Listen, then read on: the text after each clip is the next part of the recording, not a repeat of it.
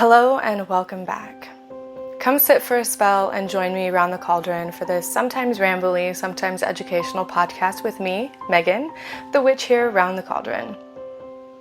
Today's podcast episode is going to be the same as today's YouTube video, which is fine, but I wanted to do a Q&A. I haven't done a Q&A in a while, and I figured it was about time I do another one. So I asked on Instagram, and my forum, and YouTube, and on Spells8 for your questions. So I have gathered, I think, 9 questions, and we're just going to go through, and I'm going to answer them for all of you. So question 1 says, how long did it take you to master tarot? Did you memorize the meanings or use intuition? I don't think I have mastered tarot. I go back and forth between being really good at it and then sometimes I don't feel connected to my intuition at all, and reading tarot is a struggle for me. But I've been reading tarot since I was 19, 20. That's over 10 years. And I still, to this day, find something new to learn about the cards. I think it was just last year I had this revelation about the 7 of Swords and how it's not always about betrayal or deception and taking things from people. And sometimes it's about having all of these things that you're doing that you have picked up from other people that you don't necessarily need to be holding on to yourself. You need to give some of that stuff back. But yeah, that's besides the point. The point is, 1, I don't think I have mastered tarot. I don't think you can ever master tarot because it's something that is just a lifelong journey through both the meanings of the cards as well as with your intuition. And then the second part of the question is, did I memorize the meanings or use intuition? And I do a little bit of both. And it really depends on the deck that I'm using, because I have trouble connecting with the Rider-Waite style cards. I think the only real deck that I have that is in that style that I connect with is my traditional manga tarot. And I think that's just because I like the art and I can pick up on the symbols and stuff a lot better in those cards than I can with the traditional Rider-Waite deck that was drawn is not the right word. The artist is Pamela Coleman Smith. We'll go with that. But yes, more than 10 years I've been reading tarot. I use a mixture of intuition and the meanings of cards. It really just depends on how I'm feeling and what I'm getting during the reading.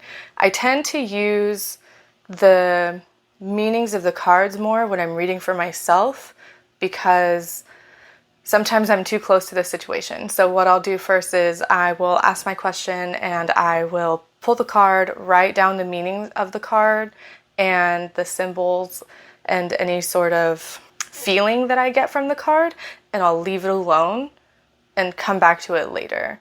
And this is more helpful for me because then I don't have my own bias input into the reading. Now, when I'm reading for other people, it definitely is a lot of intuition mixed with the meaning of the card. And I think that just comes with practice and reading for other people. You just have to practice. Question 2 says, what do I think about being a witch online versus a witch in the local community? It's easy these days to find magical spaces and fellow magic lovers on the web, but much harder to find witchy spaces in person. How have you personally worked with that divide, and what do you think about any local or nearby witchy places you've come across? So I have a confession to make. I am not really part of any specific local witchy community. I have a hard time making friends. I have a hard time finding where I fit in friend groups, and I haven't really found, honestly, I haven't even really searched for a witch specific or pagan specific group of people to hang out with or do ritual with or things like that. It's honestly not really something I'm interested in because I prefer my friend group to have more in common than just witchcraft and paganism, because then that's all you end up talking about. And I think that it's better to have a well-rounded group of friends who, you have more interests and more things to do rather than just talking about your religion or your spiritual practice. Now, with that being said, I have found, surprisingly, here in Florida, that the people that I gravitate to outside of a witchcraft specific search, I guess, tend to be more witchy or tend to be more spiritual or pagan.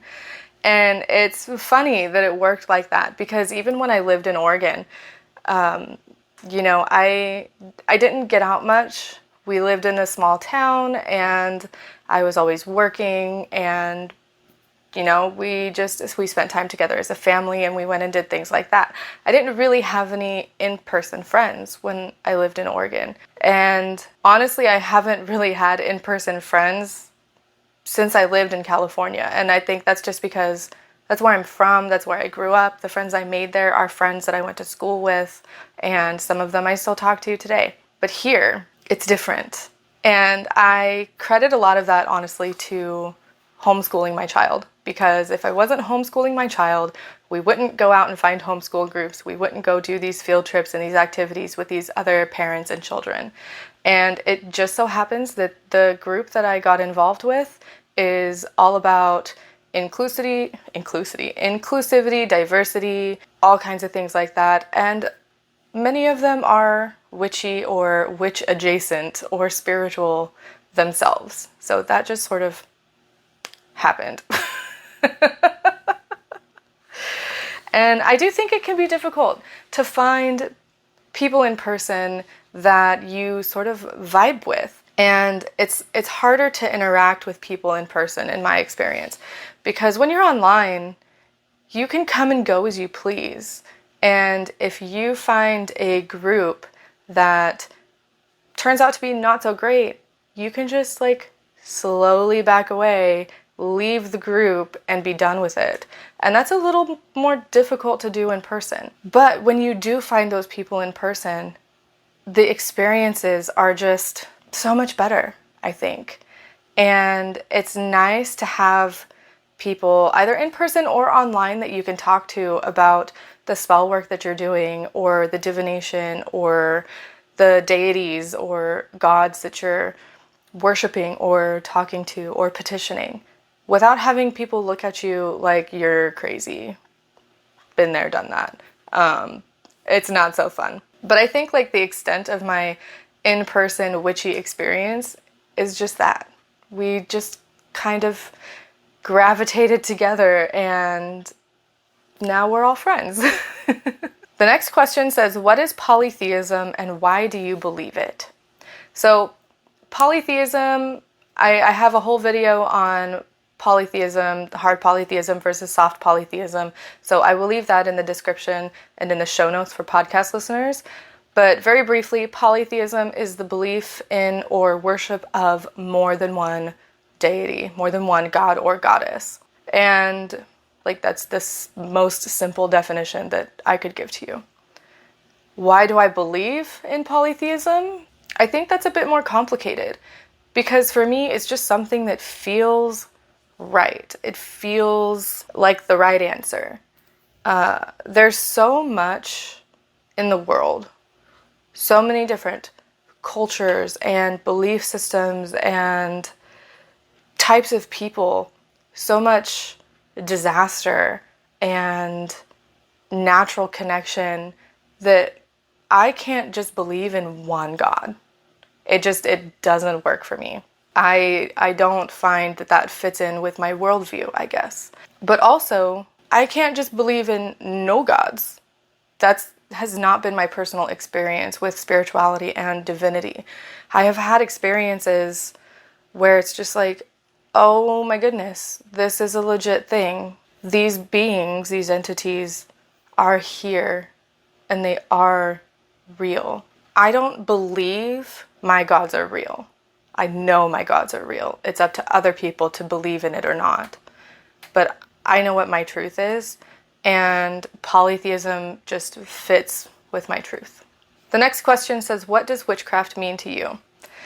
And I've never thought about this question. Not until I was asked, actually. Because it's just something that I've been doing for so long that it's just here. It just is for me. It's part of my day, part of my life. But remembering back to when I was a young teen, when I first found Wicca, I was going through some stuff. Like, stuff that I'm not even going to talk about here because it's just too much. And Wicca, I think, it felt like a way for me to take back control of the life that I was living. It felt like I could drive my own life.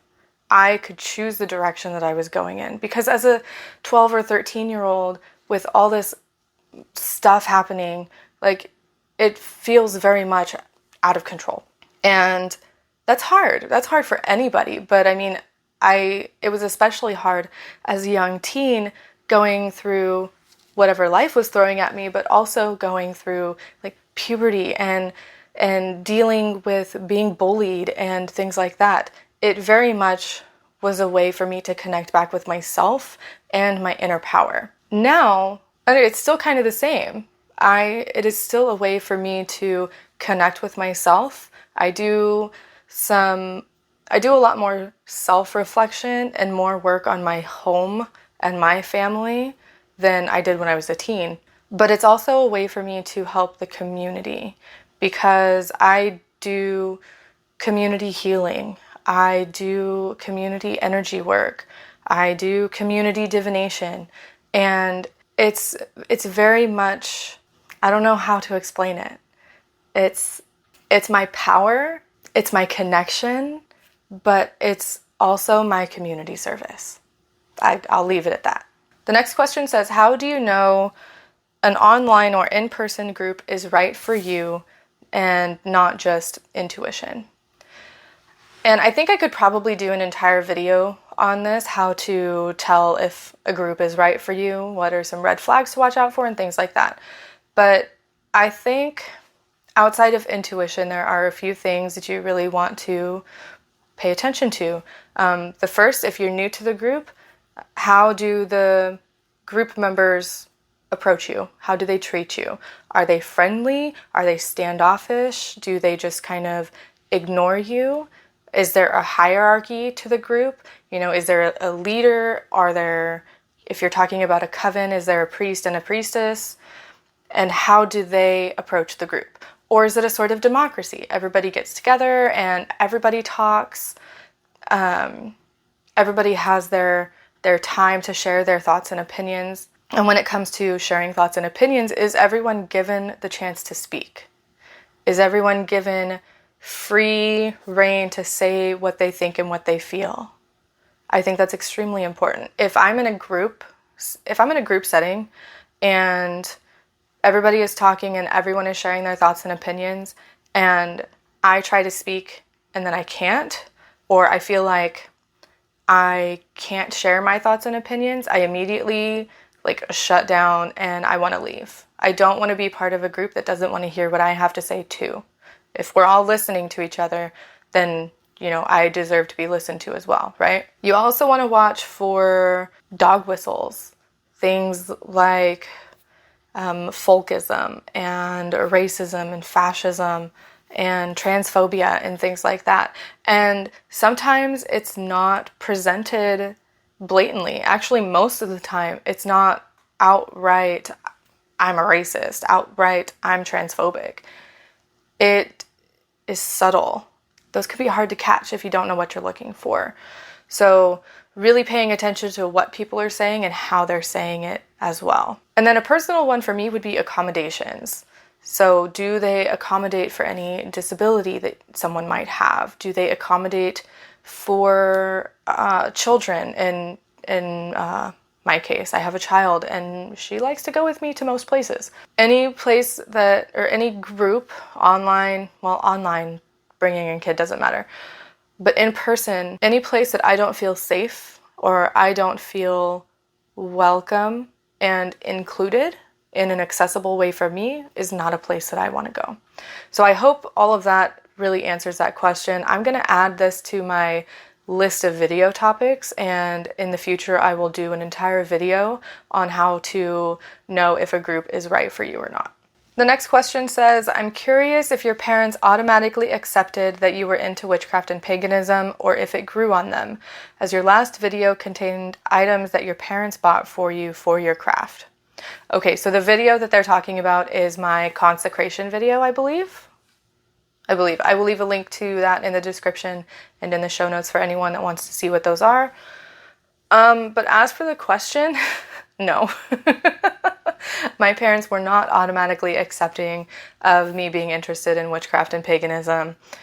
But I mean, it was the early 2000s by the time I found Wicca, and my parents didn't know anything about it. Nobody's parents really knew anything about it. And my parents grew up in religious households. I didn't grow up in a religious household. It was just sort of like, we kind of believe in God, maybe. But I remember telling my mom that I wanted to be Wiccan, that I wanted to practice witchcraft and be Wiccan with this religion. And she very much was like, no, that's not okay. That's devil worship. That's satanic. The usual stuff that you would imagine a semi-religious person would think. So in my early teens, I learned all I could through books and whatever websites I could find, but I didn't practice really much at all because I wasn't allowed to. And it's hard to practice something when you're not allowed to and you don't have the tools and stuff at your disposal to really do anything. But over time, you know, my parents have seen that this is not something that's going away, and this is a belief that I hold. And they're way, way more accepting now than they were to begin with. And it was never something that was like, oh my God, no, you can't do that. That's terrible. It was more of a like, no, we're not going to do that. Not in my house, not right now, sort of thing. But I think they see how important my beliefs are to me, how important my faith is to me. And that has changed their opinion. I have done rituals with my mom, like little spells with the bay leaf and wishes for the new year and things like that. And she has actively gotten involved. I have given my dad my Brad Brige, the shawl that I set out on Imulk for Bridget to bless with healing whenever he's experiencing any pain. And my dad's funny. He's just like, oh, I don't want that. What is the point of this? And like, I'm just like, just humor me. And if it works, it works. If it doesn't, then I don't know what to tell you. But my mom is the one that is the most open to it out of my parents. And we have talked about tarot, and I've shown her my tarot cards, and I've done readings for my Nana. And yeah, so no, they weren't always accepting, but they kind of are now. And they they are now, and they just realize that it's just who I am. This is how it's going to be, whether they like it or not. So they might as well like it, I guess. Okay, 3 more questions left. The next question says, do you have an oh my god, magic or the gods are real moment that you are willing to share? Honestly, every time a spell works for me, I am immediately like, oh my gosh, this is real. I always have a healthy dose of skepticism, I guess. And I know what I do works, but sometimes it's still a shock. It's still a surprise that something that I did with my own power and my own practice had physical change or emotional change or whatever I was doing. And it never fails to surprise me that every Thursday when I work my prosperity altar, within the next several days, I get unexpected money. And this is in the form of tips for tarot readings or a shop order or ad revenue or something unexpected, new members in my membership, whatever it is. And I'm always just like, oh, yeah, this works.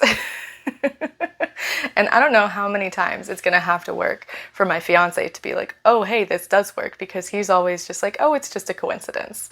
Because if you listen to my last podcast episode, he's very agnostic. He is just like, oh, I don't believe in that stuff, but you do you. And then any sort of interaction that I have with the gods is, I'm trying to think of one specific one where I was just like, okay, yes, this is a thing. And the one that comes to my mind most recently, I believe it was last year. I was having some mechanical trouble with my vehicle, and I was like, I don't know what to do. The warranty, I don't know if the warranty is going to cover this. I don't know what the shop is saying. Like, they've had my vehicle for a week, and what the heck is going on? So I sat down and I petitioned Bridget, and I gave her offerings, and I made her a deal. I was like, you know what? If you help me with this and I get my vehicle back fixed, safe, and I don't have to pay anything out of pocket and everything is covered, I will do this for you. And, I sat with the candle and I gave her the petition, and I meditated and just said what I needed to say. And if you wouldn't know it, the very next day the shop calls me and they say, hey, we know what's wrong. We're going to fix it, and it's going to be free. And then you're going to get your car back in like 3 days once we're done with it. And I was like, thank you very much, Bridget. Like, holy crap. And I didn't make the connection with Bridget and vehicles until later, when it's like Bridget is connected with blacksmithing and forging and engineering and the mechanics of how things work. And so I was naturally drawn to petition her, not just because she's the deity that I work with the most, but because of her connection with modern machinery. But yeah, that it still blows my mind to this day that that's how that happened. And then I made good on my deal and gave Bridget what I promised. The next question says, are there any fellow witchy YouTubers or authors that have made you go, oh, that's what that is, or similar reaction to any of their content? I don't know if I've had a reaction like that, but I have had reactions where I'm just like, oh, duh, of course I can do that. Or learning something new about whatever. Ivy the Occultist here on YouTube, I learned about planetary grids and using those to create sigils. Just recently, I read the book Metal Magic by Sam Bo Thompson. I think it's Thompson. And it didn't dawn on me until reading the book that I crochet and all of my hooks are metal. Like, duh, of course I could work with the metal of my crochet hooks for this work, because it's work as in I make things to sell, but also it's work as in I do it as a devotional practice. It's metal. Like, why wouldn't I have made that connection before? And there have been so many times like that. I highly recommend for anybody who's interested in anything with the occult or witchcraft or spirituality or paganism to find as many sources as you can, as many people to listen to their experiences. Because while it may not be academic, I think in our community, anecdotal evidence is just as important as academic evidence. And I'm constantly learning from the other people that I interact with. Even you, my audience, I am constantly learning from you as well. So yes, those are the two that come to my mind that happened most recently. And the last question says, just for fun, if you could go on a platonic witchy date with any YouTube witch, who would it be and where would you go and what would you do? And so I've been thinking about this question ever since I saw it, because I can't choose. What I would rather do, and I know this isn't like exactly an answer to your question, but what I would rather do is have everybody that wants to come get together at the park and hang out and have like a potluck, or like bring your favorite food and just hang out and experience being with each other in that sort of way, I guess, where you can get together with people that are similar to you and talk and learn from each other and maybe swap books or spell ideas or crafts, have like a crafting, I want to say Secret Santa, but like that.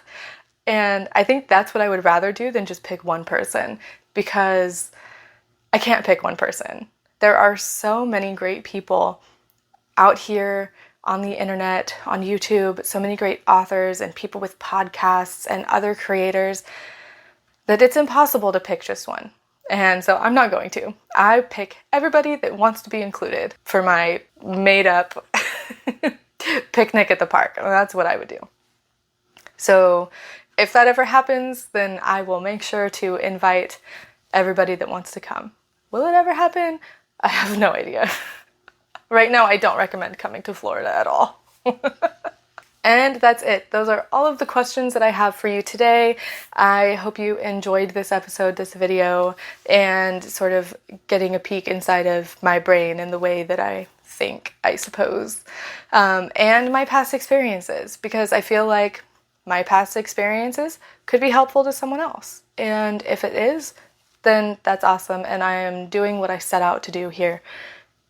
The reason that I created my YouTube channel and my podcast was to help people. So if I help at least one person, then I am doing my job. So if you'd like to join a community of like-minded individuals and talk to me and other people, check out my forum. I will leave the link for that in the description below. Follow me on social media. Again, all of my links will be in the description. Thank you so much to my members. If you would like to become a member and help support my work here and get early access plus some extra fun members-only content, you can find that at roundthecauldron.com/join-me for as little as $2 a month, and that would mean so much to me. I also opened up memberships here on YouTube for anyone watching on YouTube. You can find that at the join button, I think. I don't know how all of that works yet. I just barely opened it. And that's gonna be it for today. And thank you so much for watching. Thank you so much for listening.